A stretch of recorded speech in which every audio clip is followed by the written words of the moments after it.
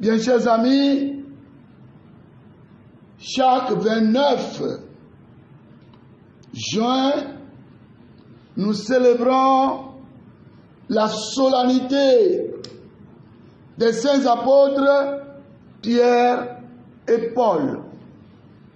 Même si ça tombe sur dimanche, on célèbre.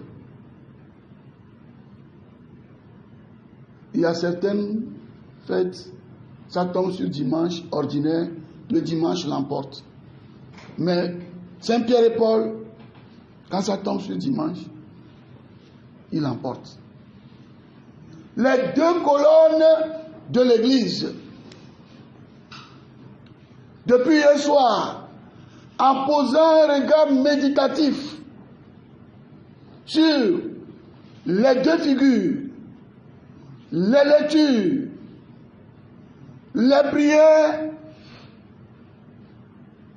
ma conclusion, pour moi-même d'abord, c'est que je dois devenir saint. Je dois devenir aussi un pilier pour l'Église là. Pas à l'instar de Paul et Pierre. Tu dois devenir aussi saint. Ma soeur, mon frère, tu dois devenir aussi un pilier pour cette Église. À ta manière. Bien, chers amis, est-ce que dans nos églises paroissiales, on ne cite pas certains noms qui ont marqué la vie des communautés paroissiales? Ils sont aussi des piliers à leur degré. Je dois devenir saint. Tu dois devenir saint. Il ou elle doit devenir saint. Nous devons devenir des saints. Vous devez devenir des saints. Il ou elle doivent devenir quoi? Parce que en contemplant la vie de ces deux colonnes, ils n'ont pas été des hommes sans fragilité. Ils n'étaient pas des hommes sans fragilité. En contemplant leur vie et les textes que nous venons d'écouter en première, en seconde lecture, ils n'avaient pas eu de vie sans difficulté. Et pourtant, ils sont devenus des saints. Ils n'avaient ni une vie sans péché, sans fragilité, ni une vie sans difficulté, sans épreuve. Et pourtant, ils sont devenus saints. Pourquoi pas moi? Pourquoi pas toi? Dans l'office des vêpres hier, je lisais ceci. Puissance de ta miséricorde, ô Jésus, Fils de Dieu, à ce disciple qui t'avait renié, à ce disciple qui t'avait renié, tu confies la porte des cieux. Waouh! Et le persécuteur de ton église, le voici qui la sème en tout lieu. Les deux figures de ce jour, voilà ce que moi, en priant l'office des vêpres hier, voilà ce que j'ai rencontré. Ça ne finit pas. Victoire qu'a préparé ta grâce, et que celle ta croix de Simon-Pierre vacillant sur les eaux, tu as fait le roc de la foi, celui-là qui vacillait. Seigneur, je suis perdu. Celui-là qui vacillait, c'est lui qui devient maintenant le roc de la foi. C'est sur lui que Jésus va bâtir sa sainte église. Tu es Pierre. Et sur cette pierre, je bâtis. Celui-là qui vacillait comme ça, tu dois devenir saint. Tu dois devenir un pilier pour ta communauté paroissiale. Quand les églises seront ouvertes, en venant à nos paroisses, en allant à vos paroisses, cherchez la sainteté. Disons ça. Je dois devenir saint. Je dois devenir un pilier pour l'église de Lomé. Ce n'est pas de l'orgueil. Ce n'est pas, ça c'est pas de l'orgueil. C'est une bonne ambition.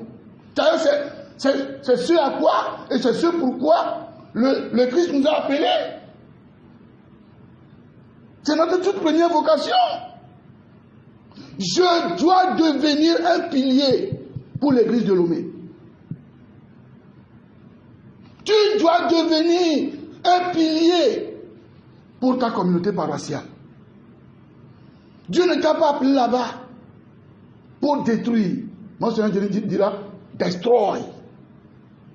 Non. On m'a appelé dans la vie sacerdotale pour que je devienne saint. J'ai reçu le baptême pour devenir saint. Il ne faut pas voir la sainteté seulement dans les grandes figures. Non. Si tu veux contempler la sainteté seulement dans les grandes figures, tu ne peux pas y parvenir. Commence par poser ton regard dans les plus fragiles. Il continue. Victoire qu'a préparé ta grâce. Cette grâce-là l'a préparée pour nous aussi, cette victoire. De Simon, Pierre vacillant, je l'ai dit, tu as fait le roc de la foi, le chef et le berger de tous ses frères. Mais c'est grave ça, c'est quel risque ça? Mais Jésus a pris trop de risques. Oui, il sait ce qu'il fait. Je suis venu appeler non pas les justes, mais les pécheurs et les attirer à la sainteté. C'est tout. Il dira de Paul encore, toi seul pouvais discerner l'apôtre dans l'ardent pharisien Saul. Et Paul n'aspire qu'à tout perdre pour toi.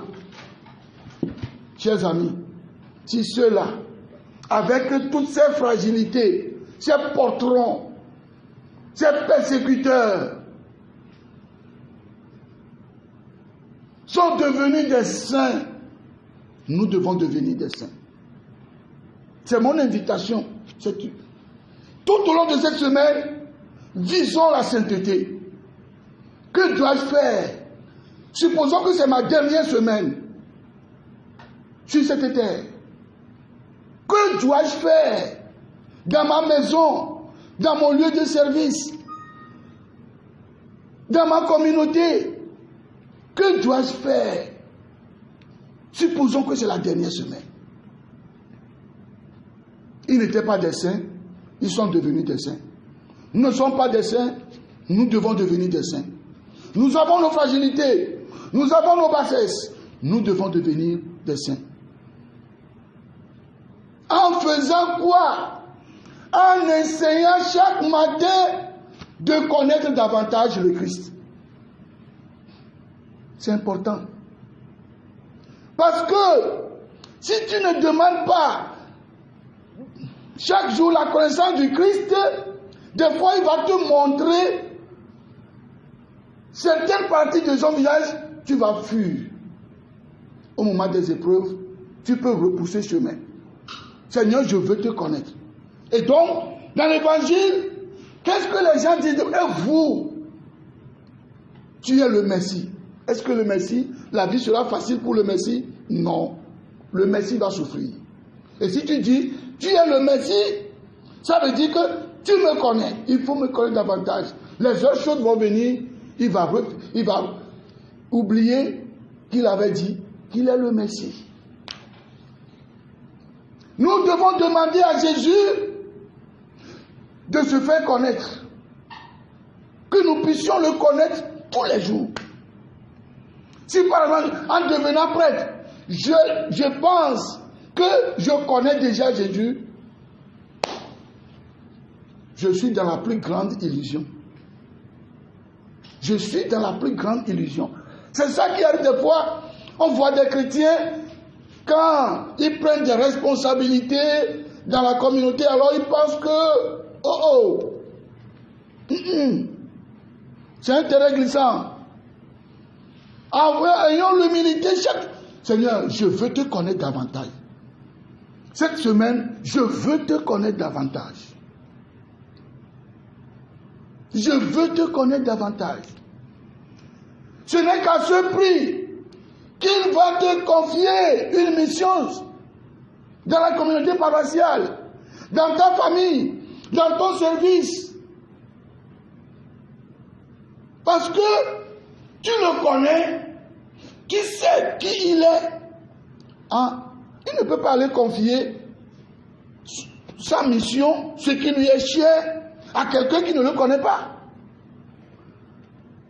Mes chers amis, moi je vais descendre maintenant. Je vois quelqu'un que je ne connais pas et je vais lui dire, bon, il faut prendre soin de notre secrétariat. Hein. J'ai donné congé au secrétaire, donc il faut prendre soin. Je ne connais pas la personne. Et la personne ne me connaît pas. Comme cette vieille qui est venue hier, comme je suis en short là, alors elle demandait d'après le curé et elle décrivait tellement le curé que on ne dirait pas que c'est votre curé. Votre curé est un homme très géant, avec sa voix. Elle ne savait pas qu'elle était en face du curé en petit short. Oh là là. Alors elle disait des choses. Oh non, on m'a dit que quand je vais venir chez lui, c'est fini. Voilà, c'est un homme. Elle a tellement décrit. Et je disais, maman, donc vous ne le connaissez pas. Non, on m'a seulement parlé de lui. Oh, maman, les gens t'ont trompé. Ce bandit ne fait rien. Il prie seulement Dieu. Tu sais, viens, on va aller à la grotte là-bas. À la place du curé, je vais prier une dizaine de chapelets avec toi. Elle n'était pas trop convaincue. Mais elle a accepté quand même. Quand on a fini, je dis, maman, maintenant je vais te bénir. Je n'ai rien à te donner. Je ne fais pas de la magie. C'est la Vierge Marie, c'est Saint-Sacrement, voilà, c'est la célébration eucharistique. Je ne fais pas de miracle. Je suis le curé. Il dit, c'est pas vrai. Je dis, si, je le suis. Pour l'heure, mon Seigneur ne m'a pas encore remplacé. Je suis le curé. Je peux te bénir. Elle a accepté difficilement. Je vais te bénir. Et alors je l'ai béni. Il dit, bon, viens, on va aller manger. Mais elle n'a pas eu le courage de venir manger. Quand on arrive là-bas, quelqu'un dit, pas dans le cas de Jésus-Christ. Alors, elle s'est rendue compte que c'est l'homme, quoi. C'est l'homme, quoi. Chers amis, je dis tout ceci, partage ça avec vous, pour vous inviter à une seule chose. Devenir saint. On doit connaître Jésus. Quand il nous confie la mission, maintenant, on a compris la mission avec nos fragilités. Tu es père de famille, accomplis cette mission. Ce qui est sûr, tes enfants ne seront pas satisfaits de tout ce que tu vas. Tu t'es donné, hein, M. Fambo. Tu t'es battu pour eux, mais ils ne seront pas tout. Continue ta mission de père. Il y aura des difficultés. Deuxième chose, ce ne sont pas des gens sans difficulté. Ils ont eu pas mal d'épreuves. Regardez Pierre, celui à qui on a confié l'église, il est en prison. On l'a emprisonné. Pourquoi le père a dit, va refuser des épreuves dans sa mission. C'est ça. Entre Pierre et moi, gros pécheur là, hein? Il a eu des épreuves. Il a été emprisonné. Je dois savoir que je vais rencontrer des épreuves. Paul, avec sa fougue, nous avons contemplé ces épreuves tout au long du temps de Pascal, depuis Actes chapitre 9, nous avons contemplé les épreuves de Paul. Joël, ta mission que tu es en train d'accomplir, c'est une lourde mission. Hein? C'est que des fois, nous ne voyons pas l'importance de nos missions. Ce que tu fais chaque matin pour que les gens puissent écouter l'évangile, suivre la célébration eucharistique, tu ne sais pas comment est-ce que tu es en train de marquer ton passage. Il faut cultiver la sainteté dans ça. Au moment où certains prennent ça pour faire des bêtises, toi tu as pensé faire du bien avec ça. Tu ne peux que trouver des difficultés. Tu vas rencontrer des épreuves dans ce que tu es en train de faire. Paul, qu'est-ce qu'on n'a pas écouté tout à l'heure? Depuis sa prison, il écrit. Mais de toutes les épreuves, Dieu délivre ses amis. De toutes les épreuves, Dieu délivre ses amis. Qu'est-ce que nous pouvons faire? Nous accrocher à celui qui nous a appelés, sans aucun mérite de notre part, demander sa grâce, de nous soutenir. Deuxième chose, entre nous-mêmes, quand on voit que quelqu'un est dans les épreuves, traverse des épreuves, qu'est-ce qu'ils ont fait? Ils se sont mis à genoux en priant. Et quand la communauté s'est mise à genoux en priant, qu'est-ce qui s'est passé? L'ange du Seigneur est parti délivrer Pierre en prison. Est-ce que nous pouvons, en écoutant aujourd'hui que quelqu'un de la communauté est saisi de façon illégale, est-ce que nous pouvons nous mettre à genoux ensemble, prier? On écoute, quelqu'un de la communauté a perdu son enfant. Est-ce que nous pouvons nous mettre à genoux sans même le lui dire? Seigneur, apaise le cœur de cette maman, apaise le cœur de ce papa. Est-ce que nous pouvons le faire? Dans la communauté sacerdotale, tu vois quelqu'un troublé un peu. Est-ce que les deux autres peuvent se retirer? En le faisant, ce que le psalmiste dit, nous allons l'exécuter. Je bénis le Seigneur en tout temps. Sa louange sans cesse à mes lèvres. Mais le malheur, c'est que nous n'arrivons pas à nous mettre ensemble, porter l'épreuve de l'autre. Des fois, on alourdit encore ces épreuves.